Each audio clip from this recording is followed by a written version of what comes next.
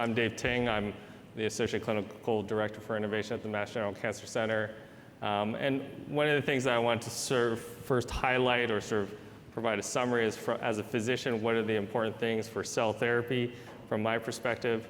The first thing has been, how do we get cell therapies from something that we do from the autologous setting, so that's where we take cells from the patient and engineer it and put them back in the patient, to an off-the-shelf solution or some other type of solution where we don't need to do that engineering. Number two, I'm a solid tumor doc, so I always think about my solid tumors. Particularly work on pancreas cancer. How do we get these therapies to penetrate that tumor microenvironment, and can some of these solutions that these colleagues here address that?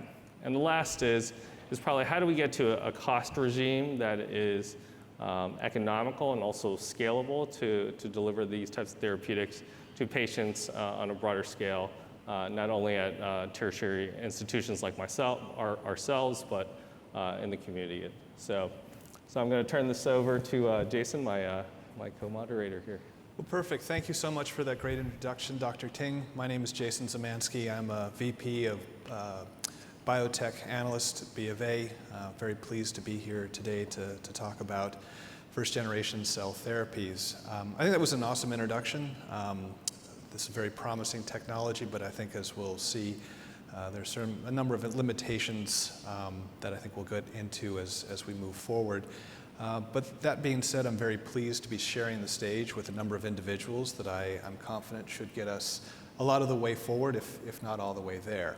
So with that in mind, I think it might be helpful if each of you were to introduce yourselves and your company with maybe a few lines about your technology and what you're looking to accomplish. And maybe let's start with David and Andrew and finish with Tom. You want to go first, Andrew? To you. Please. All right, thanks.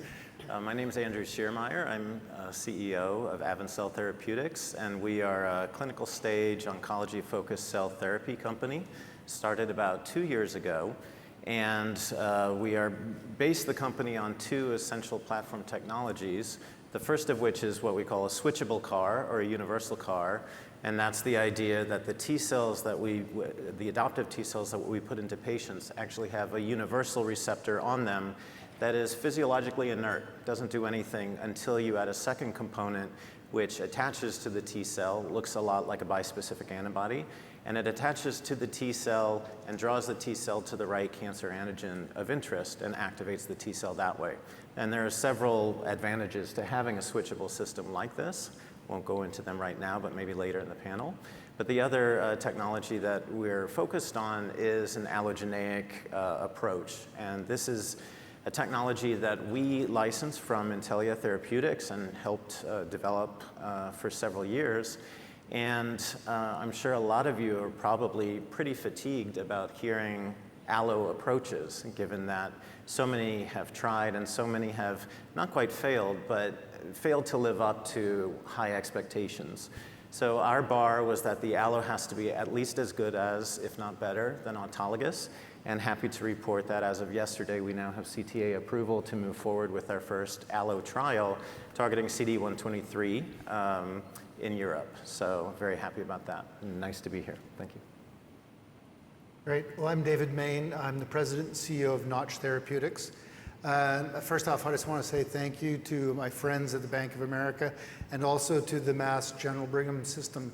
It's a real pleasure to be here. I think it's been a great conference thus far. To introduce myself and introduce my company, again, the title of this section I think is very applicable. It says applying lessons learned from first-generation cell therapies. Before I was recruited as the CEO of Notch in 2020, prior to that I was helping a number of large funds from New York and San Francisco to evaluate a whole broad spectrum of cell therapy companies of where their next investments should be.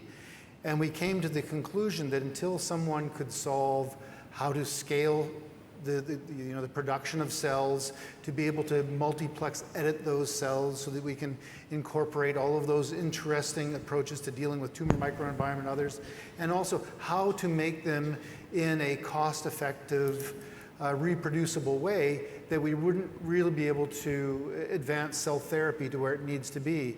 And that's what ultimately got me interested when I was recruited to Notch, that Notch has a technology of how to highly control the signaling and creation of T cells from pluripotent stem cells in a bioreactor system, so that we could make these cells just like the way you would make antibodies or any other protein in a very cost-effective, scalable fashion, and to be able to control that whole process to get a well-characterized drug. And that's what really interested me in Notch, and that it's how to transform cell therapy from sort of a procedure into a much more drug-like approach. And the reason why pluripotent stem cells as a starting material are so interesting is because they really have this unlimited capacity to both be differentiated, but also to do multiplex editing. And the Notch technology allows us to do both, the editing and the controlled differentiation of those cells into mature T cells for therapy. Hi everyone, my name is Tom Barnes. I'm the CEO of a company called Orna Therapeutics. I'm also an executive partner at MPM Bioimpact Capital. Orna has been around for just under 4 years, and Orna is a company that is delivering long-coding RNA through a lipid nanoparticle. And certainly in these post-pandemic days, that is much more familiar than it once was. But there are two things about what we do that make it different than what you might have imagined that we would be doing with that sort of technology. The first is that the RNA payload is circular, in fact, and not linear. And whilst that might seem like a sort of a precious extra little twiddle that would be unnecessary, it turns out that by doing so, it makes producing the RNA and the performance of the RNA much superior to mRNA, as it turns out. And the second unusual thing about our particular therapy is that the lipid nanoparticle that we use is not being used for vaccine applications, even though we did a very substantial deal with Merck last year in the infectious disease space. What we're focused on is administration through the IV route. But the particles are not going to the liver, as you might imagine. In this case, the real difference here is that our particles are seeking out multi-lineages in the immune system. So we're able to deliver circular RNA directly to multiple lineages. So we're delivering to T cells, NKs, and macrophages. So in that sense, and that really is what, not to make too many puns, although it's pretty easy, but that sort of brings our story full circle back into this panel. We are trying to do something that is essentially so next-gen from a cell therapy perspective that we are trying to do without the cells themselves, at least in the sense of manipulating the cells outside the body. We obviously still require them inside the body. So we're doing essentially an autologous, redosable, non-lymphodepleting, off-the-shelf cell therapy. So that was a great introduction to everyone, and I think one of the big questions is, what is, if you had to pick one single question that you feel like needs to be overcome first, what would that be? Maybe we could start with Tom on, your particular approach, which is a little different than others. Like, what are the current limitations that you see in cell therapy that your technology can really overcome, and then we'll go down the line. Well, I think cell therapy has been just incredible. It's, the breakthrough, the realization that we actually know enough about the immune system to harness it and get the kind of responses that people have seen has just been extraordinary.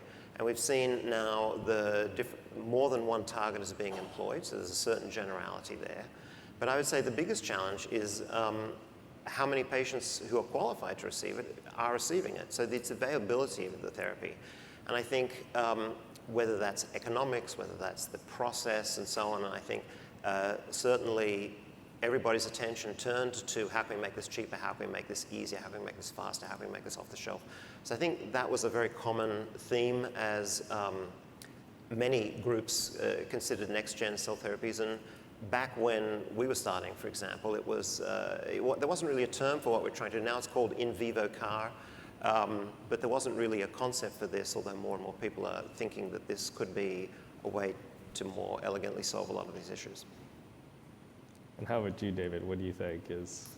Well, I've heard it a number of times today, and I'm very interested to hear Andrew's response as well, but Steve Haar in a previous talk said the same thing.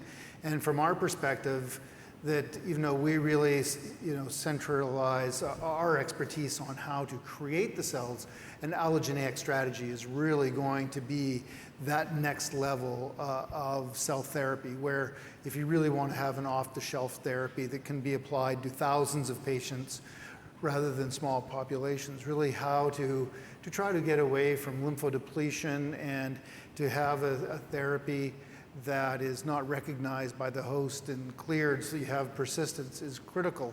But of course it's a double-edged sword, that the more invisible your product is to the immune system, then you have safety concerns as well. But I wouldn't say that that's our expertise as a company, but we are tracking what everyone is doing in that space very closely, because when you look at marching a product to IND and to the clinic, knowing what your allogeneic strategy is going to be is actually the first thing you have to decide before you decide which target, which armoring strategy, anything else.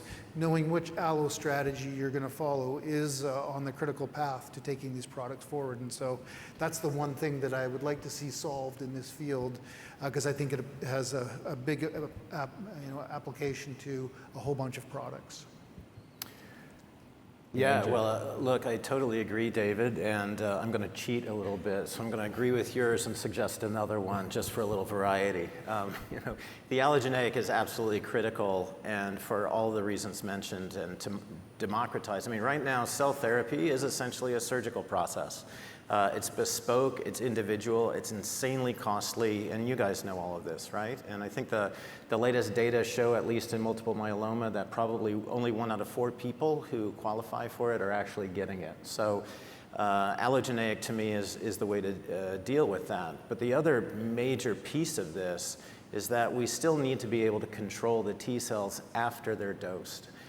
Because of multiple reasons. One of them is safety, obviously, and there are many targets that are very tractable, that are very attractive for cancer that you simply can't go after with a conventional CAR, because if it's on all the time, the on-target off-tumor effect is going to be overly toxic and there's no window for it. So being able to turn the cell off, also to avoid the phenomenon of exhaustion, which you hear part and parcel with the approach of attacking solid tumors. Very important. Once a T cell develops exhaustion markers, it's nearly impossible for that T cell to revert and become active again. So I think the way to not only do allogeneic, but also be able to control the T cell after it's dosed, not only turn it off, but turn it back on again as necessary, is going to be important. I think that was a great segue to the next question, highlighting the advantages of the allogeneic approach. My question to you is, what are the inherent limitations of an allogeneic approach? Ultimately, do you think the best allogeneic option can trump the best autologous option, or maybe in deference to Tom, are we thinking about this the wrong way? Maybe Andrew, let's start with you this time. Sure, I absolutely believe that the best allogeneic will be better than the best than autologous in general. The problem with autologous, if you think, I always think about it, and I always describe this as you're actually having opposing armies face each other. The cancer is one army with many cells, and your cell therapy is now the other army. And the question is, how do you want to equip your army? In general, do you want an army that's been, uneducated and, grassroots from any particular village, grabbing an arm and going for the fight? Or do you want a professional army that you're pretty sure has been validated ahead of time and knows how to fight and is extraordinarily healthy and in good shape? And I think that's the prospect that allogeneic cells allow in the asymptote. What's happened, though, I think, unfortunately, is that it hasn't come to fruition because I think, as in general, we've taken a few shortcuts. Originally, I think the biggest concern with allogeneic therapy with T cells was graft versus host. That was considered to be, the most damaging. And pre-CRISPR, everybody, there were a couple companies that came up with very clever approaches to getting around this idea of TCRs that would attack the host. Now that we have CRISPR and other nucleases, I think this is table stakes. Everybody knows how to knock out the endogenous TCR. So now it becomes a real matter of host rejection. Is the patient going to reject these cells? And initial trials, nobody did anything because they felt like lymphodepletion would buy you a long enough window that your allergenic T cell could do its thing. Now I don't think that most people don't agree with that premise. You need the T cells to be there for a long period of time. So you really need to engineer these T cells both to avoid the adaptive immune system, in other words, the patient's own T cells, but also their innate immune system. And I think what we've seen so far is several companies, there's at least a dozen clinical trials out there right now with allo approaches. They've done very well in knocking out MHC class 1, if you're an immunologist. That gets rid of any kind of T cell response. But what we haven't done and haven't considered fully, even with the most recent entries, is the innate immune response. You have a missing self cell, the innate immune system is really good at recognizing that and wiping it out very quickly, and that's where we are right now. So I think that we shouldn't give up hope for allo, but I think that there's still a better mousetrap out there. David, any thoughts? Well, I guess the first thing I'd say is a slight difference of opinion. I don't really see that allo is going to replace autologous. I see it as a way to grow the market. I think that, personally, since I'm not a cell therapy person and I come to this more from a drug developer, I do see that there's some places where I think autologous will still be suitable long term. But if we really want to grow the market and see that cell therapy reaches its full potential and gets to as many patients, then an allo strategy is required. And I guess what I'm really disappointed in seeing is how that transition from an auto to a donor-derived, and again, for those in the audience, if you're not really clear, again, when we talk about autologous, we're talking about taking cells from a patient. And the first step in the allo setting is taking donor-derived mature cells, leukapheresis, taking the mature cells, expanding them, engineering them, giving them back. And that approach, I think, has gone a lot more slowly than expected and is not yielding as many cells to be able to treat as many patients as had once hoped.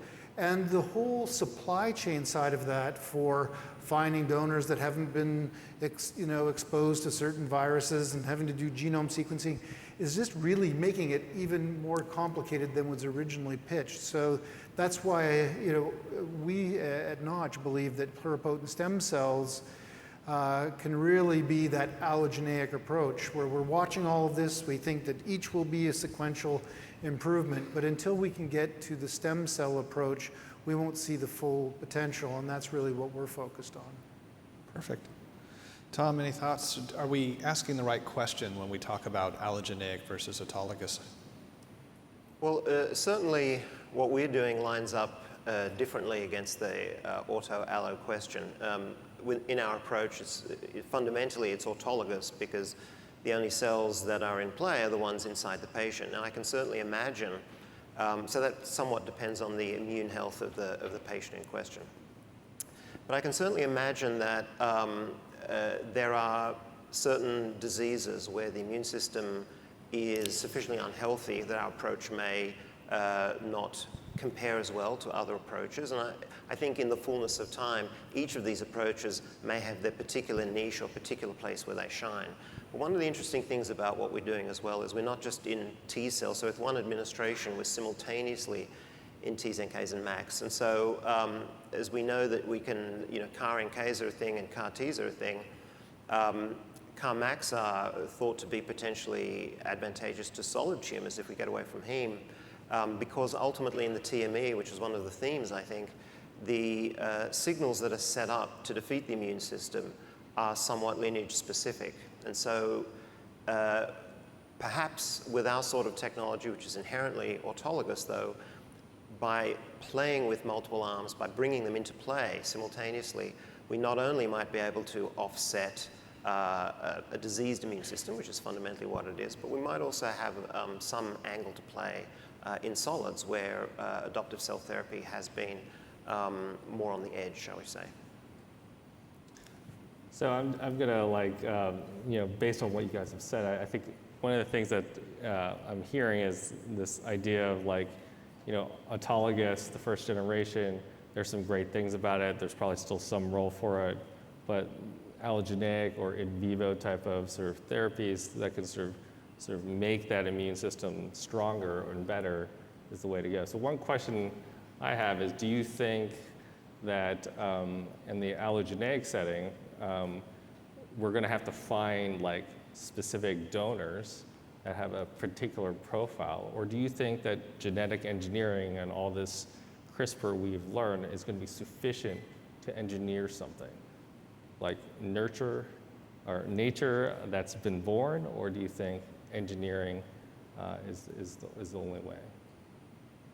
So, anyway. Well, I'll just, I think from the perspective, again, that's why pluripotent stem cells are a great starting material, because you can do the sequencing. If there is aberrations, you can edit them out and you can get a uniform starting material that then can be propagated forever and ever. Of course, there's the concern about genetic drift and other changes over time and during processing, but you can monitor for that. So I think that is something that we can address. But I think that ultimately what you're pointing to is really one of the fundamental things that we're trying to solve, whether it's an allogeneic cell therapy approach or an in vivo approach, is we're trying to get rid of the variability in cell therapy. And that's really what has plagued this therapeutic approach, is that right now with autologous, it's a one-to-one, but even each patient, there's variability. And we look at the clinical responses, there's inherent variability. So we're trying to, whether it's through an in vivo approach to get rid of the manipulations externally that lead to variability, or going to an allogeneic approach so that you have the same starting material, same process, well characterized every time. I think that's ultimately one of the things that really has to be addressed, and what I think we're all trying to focus on in different ways, but we're all trying to get rid of variability, making, again, cell therapy more drug-like, where it's a predictable response. Does anybody even realize that in autologous cell therapy, there's no dose response? You can't do it. It's impossible in autologous cell therapy to do dose response. For somebody who's trained in drug development their whole career, the concept of picking doses and doing clinical trials without even knowing dose response is just something that's absolutely foreign to me. And I think that's what I think is so interesting about all of our approaches, is we're really starting to narrow in on how do we remove the variability from patient to patient so that we can start looking at population clinical trials and get rid of variability so you can get a signal in smaller number of patients. And I think whether it's been in vivo or a good allo strategy so that cells persist, all of these things are all trying to lend towards reducing the variable response in cell therapy. And not to hog the stage, but just one last comment.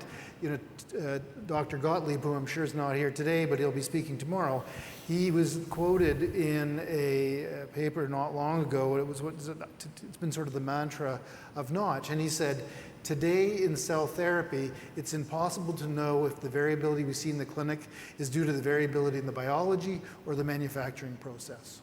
And if we really want to turn this into a therapy, we got to be able to eliminate that question.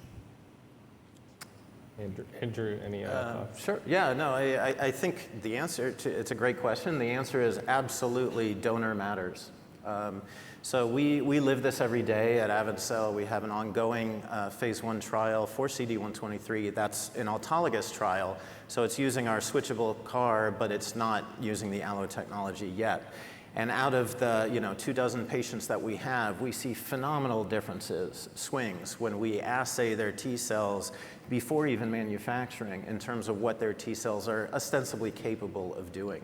So our trial currently has a 35% complete response rate in relapsed refractory AML, which is class leading, but it's still very disappointing to me personally. 1 out of 3 patients really doesn't benefit. Partial responses are in there too, so maybe 1 out of 3 actually doesn't benefit. You may have progression. But is that due to the quality of their T cells originally? And I would argue that that's definitely a factor. Conversely, now that we have manufactured the allo supply for the clinical trial coming up, we definitely see dramatic differences in the donors. And I can tell, in a population this size of our audience right here, some of you would provide T cells that would be phenomenal. They would be stem cell memory phenotype. They would have all kinds of great re-killing capabilities, and some of you wouldn't. And we don't know that until we take the donation. The good news is that there are donor registries out there. They grew up with the bone marrow transplant industry. And we work directly now with a group called DKMS, which is a European. It's the largest registry in the world right now. It's about 20 to 30 million donors, healthy donors. So there's a good potential supply, and the idea is that we would actually assay that. Since one donor is effectively providing for about 100 patients right now, we take a little bit more care and make sure that the donor cells look really, really good first. And then Tom, I mean, yours is a little different because you're not, dealing with another person's immune system. You're trying to make the patient's immune system better. Do you think your company is going to be at a point where you're going to have to make that a little more precision, like so patient one will receive this type of RNA and this patient will receive another RNA, or do you think it's going to be more like everyone gets the same thing because everyone needs the same things? Well, my hope is that is the latter, that we can keep it simple. It's interesting that David mentioned dose response. What's nice about our approach is that it is dose responsive, so it's much more pharmaceutical-like in that way. So the more we give, the more cells take it up, and that actually translates into efficiency of tumor killing, and this is all preclinical. We're a development stage company looking to be in the clinic next year, but we're not quite there yet. What we do also is different than cell therapy in that it's transient. So the RNA will survive cell division, but it does not replicate and doesn't integrate. So eventually it'll all go away. And so we have a sort of a broader, flatter expression profile compared to a lymphodepletion, a very small number relative to the normal complement of cells, a very small number of incoming cells that expand tremendously. We actually start off with a much larger number of cells that pick up the genetic material, but then as they divide and expand, they're getting weaker. So we don't have issues of exhaustion, and certainly we can redose these cells at the end. So this the question is fundamentally we have a very different PK/PD relationship than what you would have for cell therapy. And this is one of the key questions that we need to explore when we get to the clinic, is how does that play out with respect to cancer, and particularly across different patients, and how consistent will we see what we see. So we're definitely on a bit of a voyage of discovery when we get to the clinic, but I think the hope for what we're offering, that ultimately it's dose responsive, it gives physicians more control, and at least we could customize dose. We could imagine customizing dose per patient, if nothing else. Maybe to switch gears a little bit with an eye towards the future and kind of what that looks like. But what does it take to get a cell therapy such that it's commonly used in, say, a community oncologist office, similar to what's done today with monoclonal antibodies? How long does it take to get there, and what are some of the big milestones that we should be looking for? And maybe, Tom, let's start with you first this time. Well, I would say making it robustly safe and making it affordable, fundamentally, sort of bringing the overall costs in line with more with where oncology drugs are usually priced in that sense of affordable, rather than the very large price tags associated with autologous therapies currently. Of course, the allo approach fundamentally tries to provide some of those advantages, and I'm sure with engineering you could do something about safety as well. Certainly our approach, I think, takes or is attempting to take a very big bite out of those problems, because the cost of manufacturing our material will be much less, and presumably, we hope it would be much more straightforward with respect to whether it's cytokine release syndrome or ICANS or even tumor lysis syndrome. We think we could have a much more smooth profile. But those would be the things I think that really would be needed, which is cost and safety. David, maybe same question, but focusing in on time. How long do you think before we get there? Oh, that's a great question. I wish I had that crystal ball, because I agree with Tom that it's really, to get into the community, it's not so much about cost as it is about safety. You know, when I started my career 30 years ago, it was unthinkable that we would be administering chemotherapy at clinical community centers, and now it's commonplace. And it's till you learn how to manage the toxicity, the toxicity of therapies, and people get enough experience with them. So I'm hoping it won't be 30 years before we are administering cell therapies in the community, but I don't see it being in the next 5 years, because it's all the things that we need to do to make this therapy work and be predictable, but also just enough for the medical community to have that experience of how to anticipate and to know what to do in the case when a side effect does crop up, because invariably you never make things 100% safe. They just need that experience, and then that can be translated to the community. So I'd say it's going to be probably more in the 5 to 10 year range.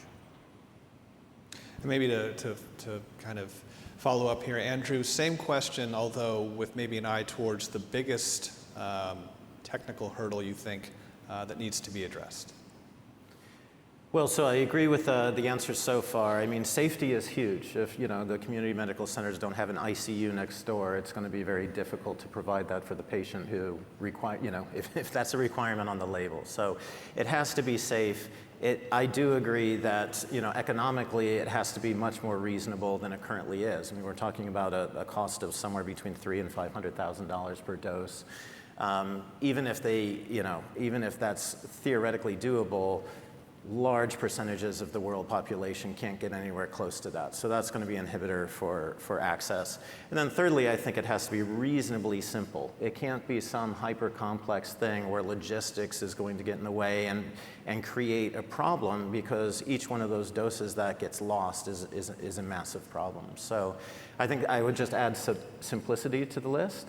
I think the major technical hurdle right now is an amalgam of those three things. I think safety and cost are both inhibiting this and keeping them in the major medical areas. I would say if everything works out right, we should be aiming to get and democratize this within the next 5 years, though. So my timeline is a little bit more bullish, because I think we can see a pretty clear line of sight to how to do it.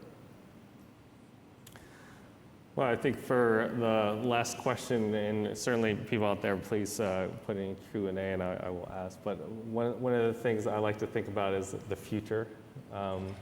So, you know, we'll start with Andrew, but like, what is your bold prediction? Like 5, 10 years from now, what am I going to be able to tell my kids happened? Yeah, I think bold prediction-wise, I think we're just at the very, very baby steps of cell therapy. I'm sure if you asked folks in 2016-17, when the first CD19 data was publicized, where they thought we'd be by 2023, they'd probably say we'd have a lot more targets identified and so on. But I think that vision is still attainable. I think it's just been a little bit more complex a journey. I mean, the cell is an insanely complex entity all by itself. To Tom's point, the fact that we've been able to harness the immune system as well as we can is something that I'm super proud to be telling my own kids right now. And I think in the next 10 years, you know, we're going to be at a point where cell therapy is going to be mainstream, routine. In most of the community centers, it'll be stockpiled. Depending on which approach, you know, there could be many ways to get there, but it'll be stockpiled. The patient will not be waiting for it. The patient will receive a bolus of cells, and then the doctor is going to have a wide variety of choices in terms of the targets that they decide to direct those cells to in a separate way. And if antigen escapes based on one target, the doctor can just reach on the shelf and pull out another one and add the second target without lymphodepleting or anything like that. So that would be my vision. And we'll have a lot of complete responses and a lot of cures. All right, well, I'm looking forward to that. So, David, tell me. Well, I guess that's the reason why I'm so excited about cell therapy in general, and what I think what Notch brings to the table. And that is, you know, my vision is that, again, having spent a big part of my career developing small molecules, then biologics, some drug delivery, and now to cellular therapy, it's that many of those other approaches are all they're very monomodality, single targets, single pathways, and cells are little factories. So the things that we could potentially harness and the challenging diseases we could go after with cell therapy, I think that's really where we need to get to, because we're getting to more and more complex diseases that where the unmet medical need exists. So if you can have something that's off the shelf, safe, and a little factory that can do, where you've done multiplex gene editing to be able to not only have the target, but to have co-expression of other factors that deal with tumor microenvironment. And this isn't even to speak about going into diseases outside of oncology. I just see the platform of cell therapy to be so powerful, to be able to go, to have multimodality therapy is just right now is not attainable with most other modalities. And so I think just it makes cell therapy as the way that we really could be tackling some really challenging diseases and having huge impact for patients. Fantastic. And to round it out, Tom, what do you think? Where's our future behold? Yeah, I mean, no surprise. I think we're going in vivo. HSCs, for example, bone marrow transplant or the use of HSCs, I think that will go in vivo. In other words, a way to edit and change stem cells directly inside the body. There's more than one way that people are trying to do in vivo CAR right now. Most are trying through lenti-type approaches or viral-type approaches. But my vision, my belief is that the lipid nanoparticle, because it's manufactured much more like a pharmaceutical, and it's responsive and it's transient like a pharmaceutical, it has a Cmax, it has a half-life. I think that's the way to go. And it's also, I think to David's point a little bit, it's a genetic technology. It's not size constrained in terms of how much information you can deliver. You can deliver multiple kinds of pieces of information. You can control the ratio of the information you deliver. You can have it be precisely matched or scaled at an off one-to-one ratio. Just it's how you set up your product. And one of the exciting things is also, because with a technology like ours, we're in multiple lineages, we can even design products where certain components are custom designed to function in one lineage and not another, so that we can actually do a form of systems biology, not within a cell, which is sort of where the field is now, but actually across lineages, a real sort of next order kind of systems biology to really bring multiple arms, the entire power of the immune system, in fact, not just T cells, or not just pick your cell, but all of the cells, to sort of attack and really push beyond heme and into solids. So that would be my hope, let's say. It's a vision, I guess, but it's certainly a hope. Well, maybe if I could ask one final question, because we are running up against time. So this is open for anyone who would like to answer it, but I would be remiss if I didn't ask, obviously we're at development stage at this point, but how do we ensure, especially in this environment, access to the funding so we can turn these ideas into practical solutions? That's my pet peeve. I've been through 4 down cycles. Remember when the Japanese real estate bubble burst, the dot-com burst, the financial crisis of 2008, and now the post-COVID.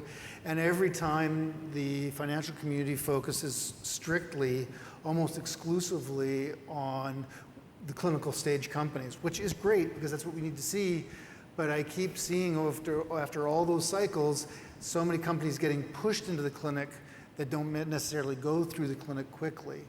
And so luckily I've been able to just over the years find a group of investors that have a longer term view. And so I think that we can actually survive. It's just my advice to CEOs and other entrepreneurs is choose who you take money from, because they may take you in a direction that doesn't let you fulfill what the real promise of your company is. And that's what I focus on. I think so. There are some investors out there that have that longer term view, and if you seek them out, they're the ones that will really help us get through this this kind of down cycle and get to the real improvements we need to see products get to the end.